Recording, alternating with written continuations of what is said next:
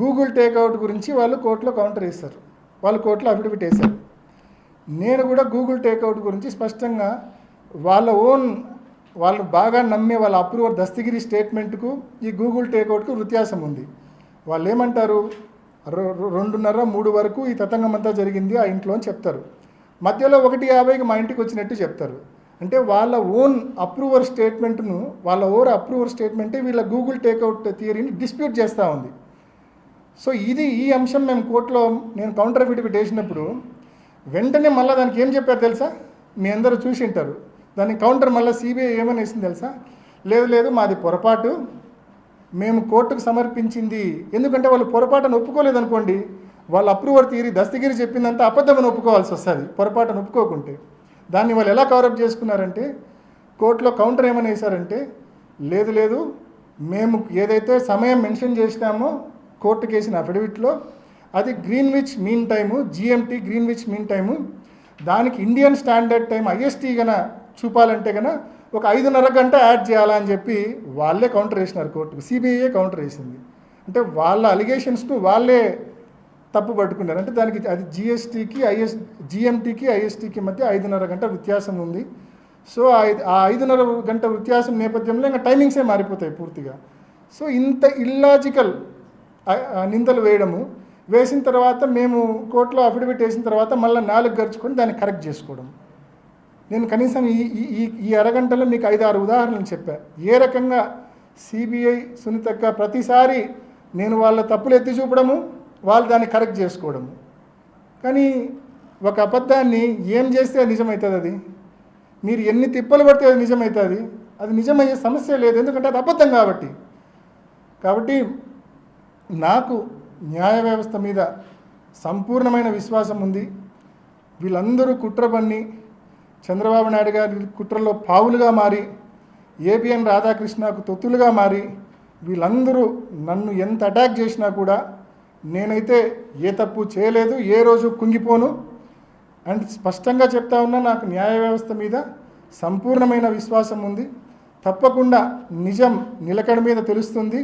రాబోయే రోజుల్లో తప్పకుండా ఫ్యాక్ట్ అనేది బయటికి వస్తుంది. సిబిఐ చేసిన విచారణకు వాళ్ళు లెంపలేసుకొని మళ్ళీ రియల్ వర్షన్కు వెనక్కి పోవాల్సి వస్తుంది.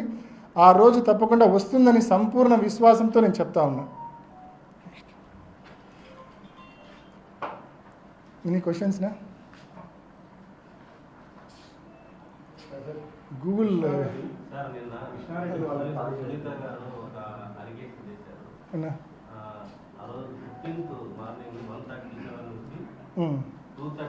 ఇది కదన్నా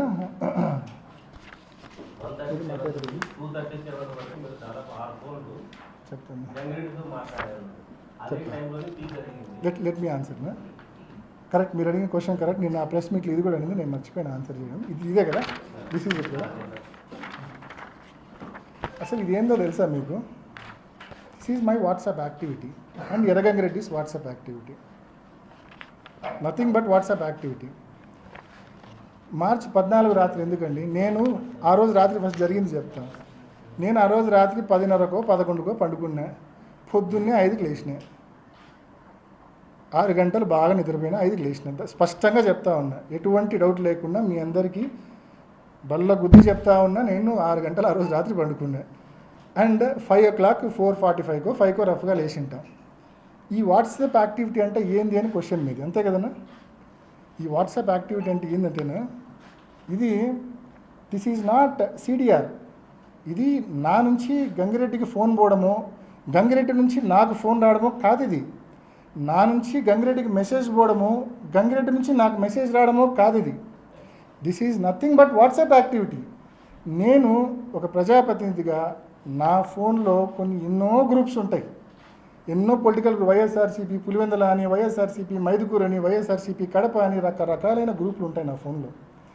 సో ఆ గ్రూపులు ఉన్న నేపథ్యంలో సహజంగానే మనం రాత్రి ఫోన్ పక్కన పెట్టి పండుకుంటాం. మనం పండుకున్న టైంలో కూడా మన ఫోన్కు నెంబర్ ఆఫ్ మెసేజెస్ వస్తుంటాయి. మెసేజ్ వచ్చిన ప్రతిసారి వాట్సాప్ యాక్టివిటీ ఉన్నట్టు. సపోజ్ 1:37 అవినాష్ రెడ్డి వాట్సాప్ యాక్టివ్గా ఉండిందంటే నేను మేల్కొని చదువుతానట్టు కాదు అర్థం. నేను నిద్ర మేల్కొని నైట్ డ్యూటీ చేసి చదువుతానట్టు కాదు అర్థం. దాని అర్థం ఆ టైంలో నా ఫోన్కి ఇన్కమింగ్ మెసేజ్ వచ్చిందని అర్థం. ఆల్ ఇన్కమింగ్ మెసేజెస్ వచ్చిన టైమింగ్స్ అంతే తప్ప ఆ టైంలో నేను మేల్కొని మెసేజ్లు చదువుతున్నానని పొరపాటున కూడా అర్థం కాదు. దీని మీద మీకు కొంచెం ఎక్స్ప్లెనేషన్ కూడా నేను ఇచ్చిన, ఒక నోట్ ఇస్తున్నా. అంటే this is nothing but WhatsApp activity. దీన్ని కూడా మసిపూసి దీన్ని ఏదో incoming call, out going call మాదిరి చిత్రీకరించే ప్రయత్నం జరిగింది. అంటే అవినాష్ రెడ్డి, ఎర్రగంగిరెడ్డి టైం స్టాంపులు మీరు తీసినారు కదా, వాట్సాప్ టైం స్టాంపులు. ఆ రోజు రాత్రి పులివెందుల్లో ఒక 50,000 మందికి మొబైల్ ఫోన్లు ఉన్నాయనుకుంటే, ఉదాహరణకి 50,000 మందికి మొబైల్ ఫోన్లు ఉన్నాయనుకుంటే పులివెందుల్లో కనీసము తక్కువలో తక్కువ ఒక 30,000 మందికి నైట్ టైం వాట్సాప్ యాక్టివిటీ ఇట్లా ఈ రకంగానే ఉండింటుంది. అంటే 30,000 మంది కుట్రదారులేనా? ఏంది అసలు లాజిక్ ఉండాలి కదా.